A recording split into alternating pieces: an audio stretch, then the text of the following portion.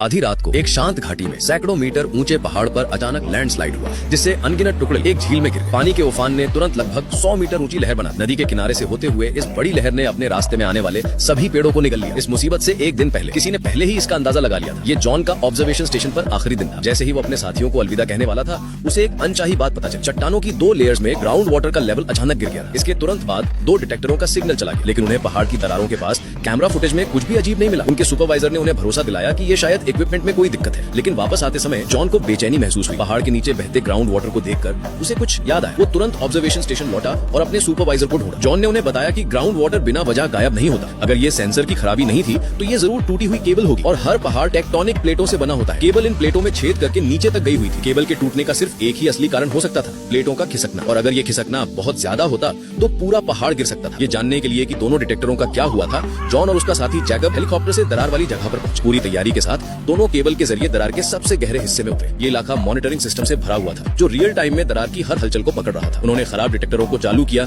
और केबल के दूसरे सिरे से सेंसर निकालना शुरू किया। जैसा कि जॉन ने सोचा था, दोनों केबल टूट चुकी थी। ये नॉर्मल नुकसान नहीं था। प्लेटें सच में काफी खिसकी हुई थी, लेकिन उनके सीनियर्स को लगा कि हालात उतने सीरियस नहीं थे जितना जॉन बता रहा था, और उन्होंने और टेस्ट करने और बोर होल ड्रिल करने का फैसला किया। लेकिन जॉन ने उन्हें चेतावनी दी कि अगर लैंडस्लाइड हुआ तो 80 मीटर ऊंची लहर उठेगी। सिर्फ 10 मिनट में गिरांगर तबाह हो जाएगा। हालांकि लीडर हालात की गंभीरता समझ रहा था, लेकिन अभी टूरिस्ट का पीक सीजन था। बिना पक्के सबूत के अलार्म बजाने से लोगों में दहशत फैलेगी, टूरिस्ट ट्रिप्स रुक जाएंगी, और अगर ये गलत अलार्म हुआ तो जब असली लैंडस्लाइड होगा लोग सतर्क नहीं रहेंगे। इसलिए लीडर ने पहाड़ की हालत को देखने के लिए 24/7 मॉनिटरिंग स्टेशन चलाने का फैसला किया। पहाड़ अभी भी शांत लग रहा था। सिर्फ 2 टूटे हुए केबल की वजह से वे अलार्म नहीं बजा सकते थे। जॉन के पास कोई और तरीका नहीं था, इसलिए उसने लीडर की बात मानी। फिर वो अपनी पत्नी के वर्क प्लेस पर लौटा और अगली सुबह अपने परिवार के साथ निकलने की तैयारी करने लगा। लेकिन उनकी सबसे छोटी बेटी ने जिद की कि वो जाने से पहले एक रात अपने पिछले घर में रहना चाहती है। इसलिए जॉन उसे झील के किनारे अपने विला ले गया। शाम को मॉनिटरिंग स्टेशन का स्टाफ मूवी देखने और डिनर करने में बिजी था। उन्हें स्क्रीन पर क्या चल रहा है इसका अंदाजा नहीं था, जब तक कि गलती से एक एम्प्लॉई से दूध गिर नहीं गया और उसकी नजर लाल रंग के डेटा पर नहीं पड़ी। उसे लगा कुछ गड़बड़ है और उसने तुरंत बाकी लोगों को बुलाया। डेटा दिखा रहा था कि दरार के दोनों सिरों पर पहाड़ एक दूसरे से दूर खिंच रहे थे। शुरू में स्टेशन मैनेजर को लगा कि ये सेंसर की खराबी, लेकिन जब स्टाफ ने बताया कि लगभग सभी सेंसर वही प्रॉब्लम दिखा रहे हैं तो उसे लगा कि मामला सीरियस है। उसने 2 एम्प्लॉइज को पॉइजन गेज रिकैलिब्रेट करने भेजा और जैकब को दरार वाली जगह चेक करने के लिए बुलाया। जब वो वहां पहुंचा तो पहाड़ की ढलान हल्की सी वाइब्रेट हुई। फिर स्टेशन मैनेजर ने देखा कि डिटेक्टर पर